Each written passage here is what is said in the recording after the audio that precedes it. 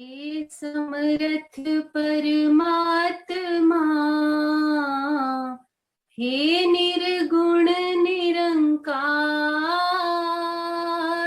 तू करता है जगत का, तू सबका आधार। कण कण में है बस रहा तेरा रूप अपार। तीन काल है सत्य तू, मिथ्या है संसार। घट घट वासी हे प्रभु, अविनाशी करतार। दया से तेरी हो सभी, भव सागर से पार। निराकार साकार तू, जग के पालनहार। है बेअंत महिमा तेरी, दाता परम्पार। परम पिता परमात्मा, सब तेरी संतान। भला करो सबका प्रभु, सबका हो कल्याण। भला करो सबका प्रभु, सबका हो कल्याण। सात संगत जी, प्यार से कहना ध्यान निरंकार जी। तो इतने जो भी अभी आज चाहे बालक के रूप में, बुजुर्गों के रूप में, बहनों के, भाइयों के, जिस रूप में भी, चाहे कविता, चाहे वो स्पीच थी और वो चाहे श्लोक बीच में बोले, चाहे गीत भजन थे, तो ये जो भी सारी संगत में हमने आज सुना है, तो यहाँ स्टेज से भी दासी जो बोल रही है वो तो वही भाव जो पहले ये बोल चुके हैं सारे संत, तो उसकी एक्सटेंशन में दासी थोड़े ही शब्दों में इस रूप में आपसे आशीर्वाद के रूप में ये कहना चाह रही है कि जो भी हमने आज सुना कि ये जो आत्मा है उसका इस निरंकार, इस विठ्ठल, इस परमात्मा, इस विश्वनाथ से जो भी हमारा रिश्ता है, उसकी पहले तो सबसे पहले बात जो पहचान करनी है कि हम दुनिया में आते हैं, पहले तो शरीर इतने बदल लेती है ये आत्मा कि ये आत्मा अपने आप को शरीर ही मान लेती है। तो जब तक इस मनुष्य योनि में आए हैं तो अपनी असली पहचान करने का ये जो सुनहरा मौका मिला है, इसमें हम अपनी असल पहचान कर लें। और वो पहचान यही है कि हम जिस परमात्मा की अंश हैं उस परमात्मा को देखें तो सही, अपने पिता के दर्शन करें। और भक्ति भी तभी शुरू हो सकती है जब इस परमात्मा के दर्शन हो जाए, और ये दर्शन करने संभव हैं। तो जब ये पहचान हो जाए, हमें अपना जीने का मकसद समझ आ जाए, तो फिर जीते जी भी हम कभी भी ये नहीं चाहेंगे कि जानबूझ के किसी को दुख दे या किसी के रास्तों में कांटे बिछाए, बल्कि मन उस तरह प्रवर्तन हो जाएगा जैसे किसी के हमेशा आंखों से आंसू पोंछने वाला जीवन बन जाएगा। ये उदास होठों को खुशियों द्वारा मुस्कुराहट भरने के जीवन में हम कोशिश करेंगे, प्रयत्न करेंगे। जैसे ये जो तब्दीली होती है, ये तो मन की तब्दीली अपने आप हो जाती है जब इस परमात्मा का एहसास हमारे जीवन में आ जाता है कि वही मन जो पहले सिर्फ चतुर चालाकियों में दूसरों को गिराने के लिए ही इच्छुक रहता था, अब वो मन निंदा भी सुनना पसंद नहीं करता। वो सिर्फ अपने यही कोशिश करता है कि कहीं मनों में आग लगी है तो शीतल वचनों से, अच्छे कर्मों से उस आग को बुझाया जाए। तो जैसे ये जो ट्रांसफॉर्मेशन, ये रिफॉर्मेशन की बात होती है, वैसे विवेकानंद जी ने भी, हम सब ने ये घटना सुनी है कि उन्होंने एक बार कहा कि आई वॉन्ट रिफॉर्मर्स, तो सभी ने अपने हाथ खड़ा कर दिए, पर उन्होंने कहा कि बात पूरी ये है कि I want reformers who can reform themselves, कि किस तरह सिर्फ बात ये नहीं कि हम दुनिया में कोई क्रांति लाएंगे, कोई अच्छे बातें फैलाएंगे, पर सबसे ज़रूरी बात ये है कि सबसे पहले हमें अपने अंदर का बदलना है। चाहे शरीर की खूबसूरती के लिए, चेहरे के निखार के लिए तो हम बहुत यत्न करते हैं, पर हम सारे भक्तों का जीवन देखें तो वो इसलिए नहीं जाने गए क्योंकि वो शारीरिक सुंदरता थी उनमें या कोई अच्छा गाते थे, पर सिर्फ इसलिए क्योंकि वो जो मन में उनके भाव थे, संतों वाले गुण थे उनके जीवन में, उस वजह से ही उनका दर्जा अलग है। चाहे वो रिफॉर्मेशन की जो बात है, उन्होंने पहले अपने, जहाँ वो खुद अगर अंधकार में जी रहे थे, इस प्रभु परमात्मा का ज्ञान हो के ये उन्होंने अपने जीवन को ये ट्रांसफॉर्म किया, ये रिफॉर्म किया और उस तरह से फिर से बनाया कि पहले से अधिक सुंदर बनाया और वही सुंदर भाव पूरे जग में फैलाए। और ये भाव तब तक कोई अपने जीवन में नहीं उतार सकता जब तक वो भावों को समझा ना हो, ग्रहण ना किया हो, फिर ही वो जीवन में उतरते हैं। नहीं तो दिखावे के लिए तो थोड़ी देर के लिए कोई भी एक अच्छा इंसान बन सकता है, पर ज़िंदगी भर अच्छा बनने के लिए तो सिर्फ यही कि निरंकार प्रभु परमात्मा विश्वनाथ ही हमारे अंग संग है, हमारे अंदर है, बाहर है, हमारे सामने वाले इंसान में है, पत्ते पत्ते में है, डाली में है। तो ये पहचान, ऐसे गुणों में हम अगर जिएंगे, अगर मन में करुणा और दया का भाव रखेंगे, तो ही हम उन श्रेणी में, उस संतों वाली श्रेणी में ही माने जाएंगे। कि कबीर जी भी यही कहते थे कि जब तक देह है तब तक देना है। हमें क्या देना है? हमने अपने शरीर होते होते ही ये करुणा भाव है वो सब तक पहुंचाना है। ये प्यार, प्रीत, निम्रता, विशालता, ऐसे अनेकों गुणों को हमने सिर्फ अपने अंदर तक ना रख के उस पूरे संसार को कंफर्ट देने के लिए, आराम देने के लिए यत्न करना है। कि हमारी वजह से अगर कोई भी चीज़, किसी एक व्यक्ति का भी जीवन थोड़ा ज़्यादा सुखमय हो सके तो क्यों ना ऐसा कोई कदम उठाएं। तो आप सब संत यहाँ जो इस संगत रूप में, सत्संग रूप में आए हैं, तो साथ ही ये सेवा और सिमरन का जो हमें दात मिली है, वो सेवा भी वो जो हुक्म में रहते हुए, जो चाहे किसी भी तरह से हमारी समर्था के साथ कर सके, मन में श्रद्धा रखते हुए, तो वही है। और सबसे उत्तम सेवा तो यही होगी कि हम अपने अंदर जो हमारी रोशनी है, इस ब्रह्म ज्ञान की दात जो हमने पाई है, हम ये ऐसी सेवा करें कि जो भी एक व्यक्ति हमारे कांटेक्ट में आए उस तक ये रोशनी पहुंचाएं। हमारा मुख तो उजला हो गया, अगलों का भी, औरों का भी मुख उजला करें। तो ऐसी सेवा तो सबसे उत्तम सेवा है। और साथ में ये जो सिमरन है, जिससे हम खुद हमेशा उस चेतन अवस्था में रहते हुए इस निरंकार के साथ अपनी कनेक्शन को बरकरार रख सकते हैं। तो ये सेवा सिमरन सत्संग जब तक है तब तक ही इस निरंकार का, इस ब्रह्म ज्ञान का वासा हमारे मन में है। नहीं तो ये कब हम दुनियावी रूप में जिस तरह हम रहते हैं, तो जब तक हम ये भूल जाएं अगर एक पल के लिए भी, तो उसमें हमारा ही नुकसान है। तो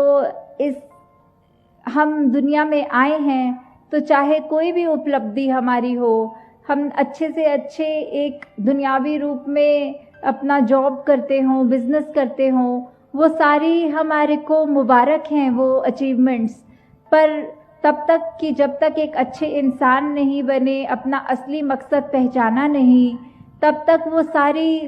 कामयाबियां होते हुए भी हम एक नाकामयाब इंसान हैं। और ग्रंथों में तो यहाँ तक लिखा है कि वो इंसान जिसने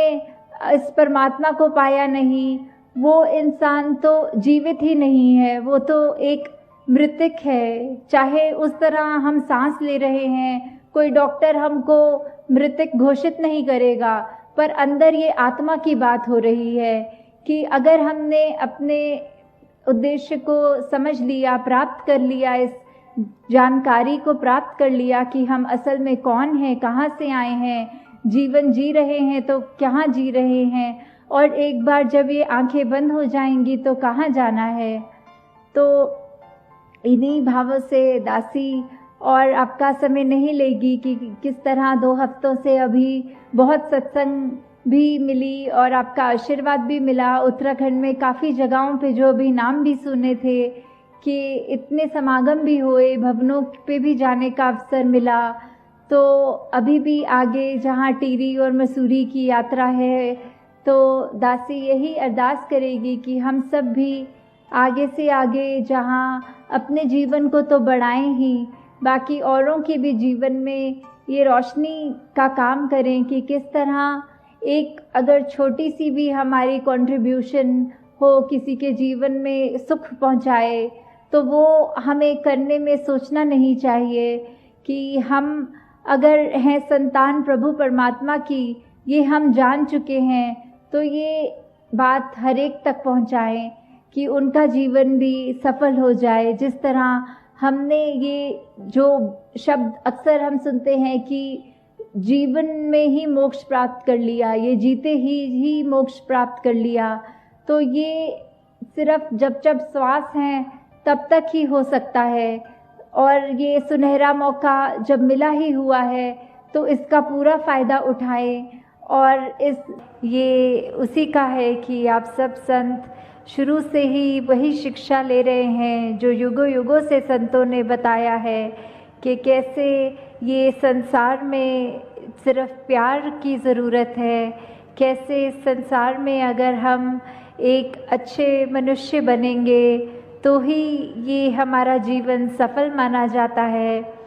कैसे हम अगर आए हैं तो हमारे जीवन की घड़ियाँ तो सीमित ही हैं, तो हमने जितना जीवन है उसको एक अच्छा जीवन कहलाने के लायक बनाना है, तो क्या करना है उसमें हमें ये अपने आप की सबसे पहले पहचान करनी है कि हम एक मनुष्य के शरीर में हैं, तो क्या हम सिर्फ शरीर ही हैं या कुछ और हैं।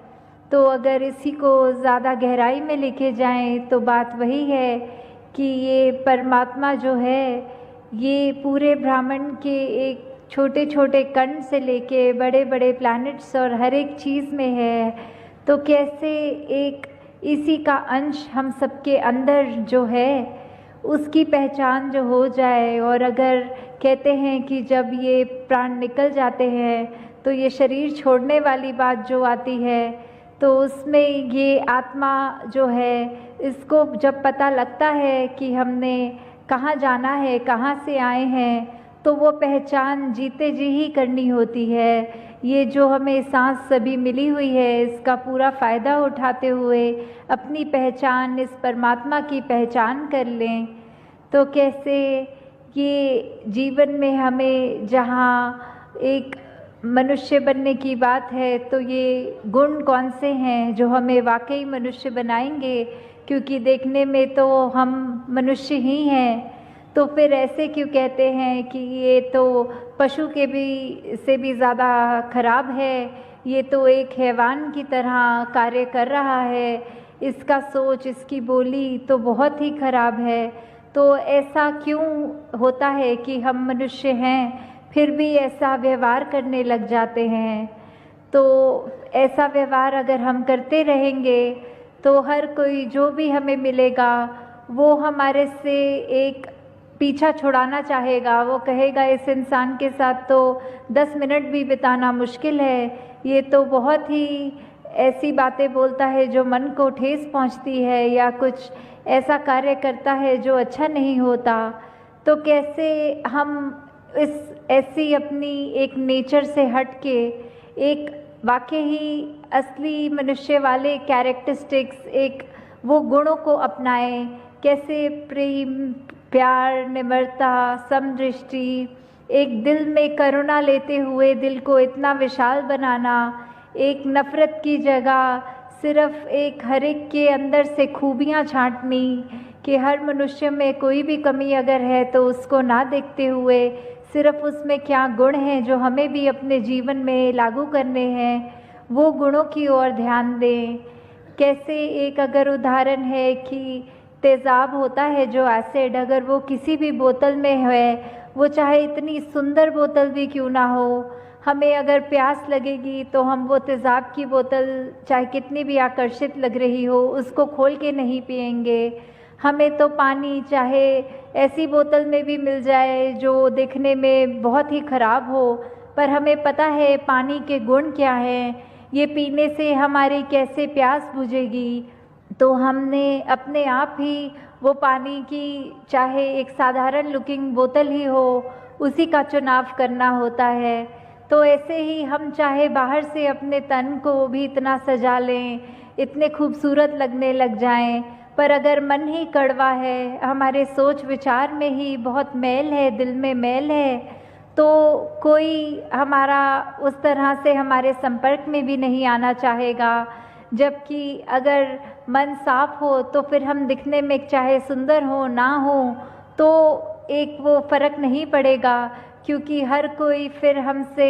वो एक खुशबू ही एक हमारा ग्रहण कर पाएगा। तो ये अगर हमें विचार अपने अंदर हमेशा रखने होते हैं तो उसके लिए क्या करना होता है? उसके लिए तो सिर्फ यही बात है कि पहले ये ब्रह्म ज्ञान को इसके साथ निरंकार को जोड़कर अपने हर पल में इस निरंकार को जब हम याद रख के ये जीवन बिताते हैं तो वाकई ही ये दिन, ये जीवन, ये पल, ये घड़ियाँ बहुत ही खूबसूरत हो जाती हैं। हमारे अंदर ऐसी अच्छे गुणों का एक असर दिखने लगता है। वो मार्ग एक सेवा, सुमिरन और सत्संग के द्वारा, जो आज भी जैसे सत्संग में अनेकों महापुरुषों ने इतने हमें ऐसी बातों के साथ रूबरू कराया कि वो बात अगर एक भी पकड़ के अपने जीवन में डालें तो वो जीवन कितना सुंदर बन सकता है। कैसे इस परमात्मा के साथ अगर ये लिव जुड़ जाए, ये एक लगन लग रही है तो भक्ति वाकई ही हमारी इसमें हो रही है जीते जी। तो ये तो एहसास वैसा एहसास है जैसे एक माँ होती है, उसको अपने बच्चे को याद करने के लिए कोई ख़ास समय नहीं निकालना पड़ता। वो दिन का कोई भी अगर कार्य कर रही हो, जो बच्चा स्कूल गया है तो वो खाना भी बना लेंगी, वो ऑफिस में भी होंगी, वो कुछ भी ऐसा कार्य करेंगी, पर ध्यान यही होगा कि अभी बच्चा, उसका स्कूल में ब्रेक टाइम चल रहा होगा, अभी वो कोई एक सब्जेक्ट की उसकी क्लास चल रही होगी। तो ऐसे ही हम कोई भी कार्य करें तो इस परमात्मा का एहसास हमारे अंदर साथ साथ रह सकता है। कैसे हम अगर एक जीवन में ये बात अपना लें कि ये सुमिरन तो हम कुछ भी करते हुए कर सकते हैं, ये जब भी समय मिले सत्संग का, सत्संग में आएँ और सब वो अच्छे बातों को, अच्छे गुणों को ग्रहण करें। कैसे फिर वो मन स्वयं हमारा सेवा के प्रति भी एक भागेगा कि ये करना है, हर एक के लिए, पूरी मानवता के लिए हम कुछ भी अपना अच्छा कंट्रीब्यूशन दे सकें, तो वो हमें किसी को बताना नहीं पड़ेगा। खुद ही हमारा मन वो एक अपने समर्पित भाव से ये सेवा करने के लिए भी हर एक को वो एक रहेगा आगे। तो कैसे जीवन में हमें एक यही बातें रखकर कि हमें अपने जीवन में सिर्फ अपनी चेतनता के साथ, जब इस परमात्मा का हमें बोध हो गया तो ये चेतनता रखते हुए पल पल गुजारना है, और उसमें ही हमें ये एक सूझी मिल जाती है, एक ये रास्ता पता लग जाता है कि ऐसा कोई सिचुएशन है तो हमने क्या करना है। अगर मान लीजिए कोई, अगर बच्चे हैं उनके एग्ज़ाम्स या पढ़ाई हर दिन वो बच्चा अच्छा करता है तो उसको अगर कोई सरप्राइज़ टेस्ट भी ले ले टीचर तो उसको बिल्कुल डर नहीं होता। पर अगर कोई ऐसा बच्चा है जिसने पढ़ाई ही नहीं करी तो उसको तो वो सरप्राइज टेस्ट से बहुत डर लगेगा कि इसकी तैयारी नहीं है और टीचर ने ले लिया। तो कैसे फिर वही बात कि हम अगर अपने पल पल में इस परमात्मा को डालेंगे तो कोई भी स्थिति आएगी जीवन में, हमें वो घबराहट नहीं होगी। वो परमात्मा हमारे आगे कोई भी एक परीक्षा रखे, उसमें हमने वो सही कर्म करना है, सही सोच रखनी है, सही व्यवहार रखना है, तो फिर हमें वो परमात्मा के सरप्राइज टेस्ट से भी डर नहीं लगेगा और हमें हर स्थिति में पता लगेगा कि ये संतमति है, ये ही मार्ग है, इसको अपनाएंगे तो सब कार्य अपने आप एक सहज भाव में अच्छे अच्छे होते जाएंगे। तो दासी आपका और समय नहीं लेगी, तो दासी इन्हीं शब्दों से आपसे आज्ञा लेगी कि दातार हर एक पे कृपा करे कि ये भक्ति भरा जीवन हर एक के हिस्से में आए। ये निरंकार प्रभु परमात्मा हर एक के जीवन में पल पल उस तरह हर एक कोई उसको याद रखे, जैसे ये सांसें हम ऐसे ले रहे हैं वैसे ही ये परमात्मा का सुमिरन अंदर चलता रहे। साथ संगत जी प्यार से कहना, धन निरंकार जी।